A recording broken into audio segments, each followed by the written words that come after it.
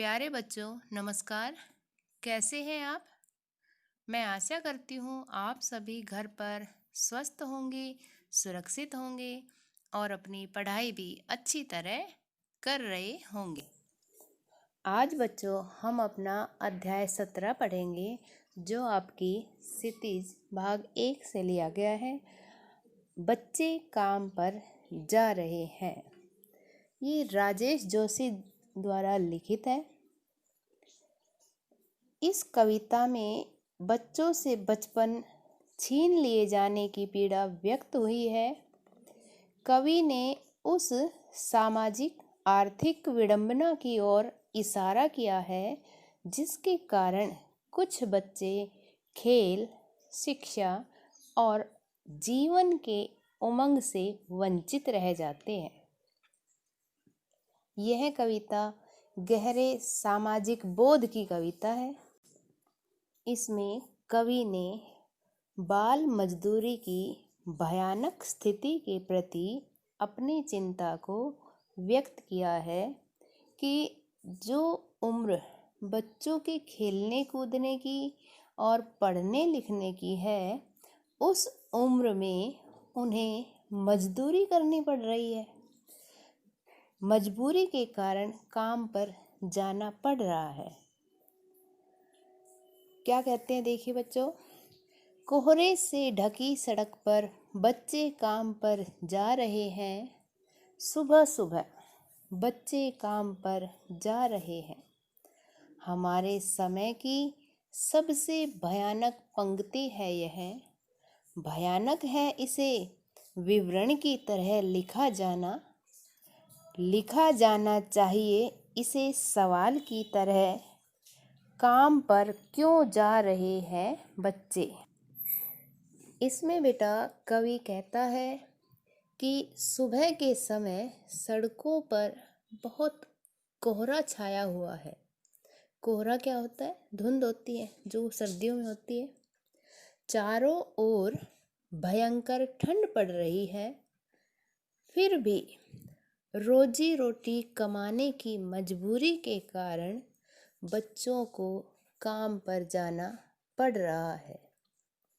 जिस समय बच्चों को ठंड से बचने के लिए घर में होना चाहिए, उस समय वे काम करने के लिए घने कोहरे के साए में सड़कों पर निकल पड़े हैं।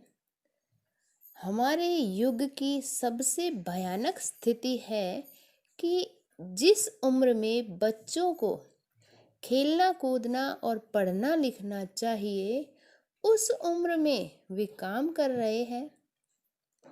इससे भी भयानक स्थिति यह है कि हमारा समाज इस समस्या को सामान्य घटना मानकर इस ओर ध्यान नहीं दे रहा है। इस समस्या को महत्वपूर्ण प्रश्न के रूप में प्रस्तुत किया जाना चाहिए कि ये बच्चे खेल कूद व पढ़ाई लिखाई की दुनिया से दूर रहकर पेट पालने की चिंता से ग्रस्त क्यों है? आखिर क्या मजबूरी है जो इन्हें इतनी ठंड में काम पर जाना पड़ रहा है? इसमें बेटा कवि ने कहा है कि इसे विवरण की तरह लिखा जाना चाहिए इसे सवाल की तरह। कि सबसे भयानक बात तो यह है कि इसे सामान्य सी बात की तरह लिख दिया है, बल्कि ये तो प्रश्न पूछना चाहिए, सवाल होना चाहिए कि इतने छोटे बच्चे इतनी ठंड में काम पर क्यों जा रहे हैं।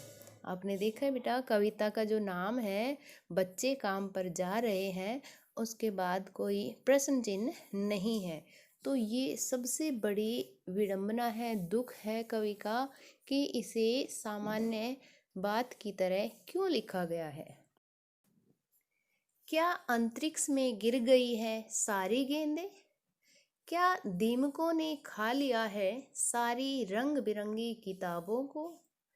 क्या काले पहाड़ के नीचे दब गए हैं सारे खिलौने? क्या किसी भूकंप में ढह गई है सारे मदरसों की इमारतें? क्या सारे मैदान, सारे बगीचे और घर के आंगन खत्म हो गए हैं एकाएक? इसमें बेटा कवि बाल मजदूरों को गहरी धुंध में काम पर जाता देखकर प्रश्न पूछता है कि ये बच्चे काम पर क्यों जा रहे हैं। कवि सोचता है शायद इनके खेलने के लिए अब गेंदें नहीं हैं, इनके लिए रंग बिरंगी किताबें दीमकों ने खा ली है। दीमक होता है एक कीड़ा जो कागज और लकड़ी को खा जाता है। क्या इनके लिए खिलौने किसी काले पहाड़ के नीचे दबकर नष्ट हो गए हैं? इनके स्कूल किसी भूकंप की चपेट में आकर समाप्त हो गए हैं? स्पष्ट है कि ये सारी चीज़ें मौजूद है, कुछ भी समाप्त नहीं हुआ है, लेकिन अभाव और गरीबी से त्रस्त परिवार इनसे मजदूरी कराने को विवश है। इन पंक्तियों में ये सारे प्रश्न हमें उत्तेजित करते हैं कि हमें उनका बचपन लौटाना होगा, उन्हें खेलने तथा पढ़ने के लिए उचित अवसर उपलब्ध कराने होंगे और सबसे बड़ी बात कि उन्हें काम पर यानी कि मजदूरी पर भेजना बंद करना होगा। तो फिर बचा ही क्या है इस दुनिया में? कितना भयानक होता अगर ऐसा होता।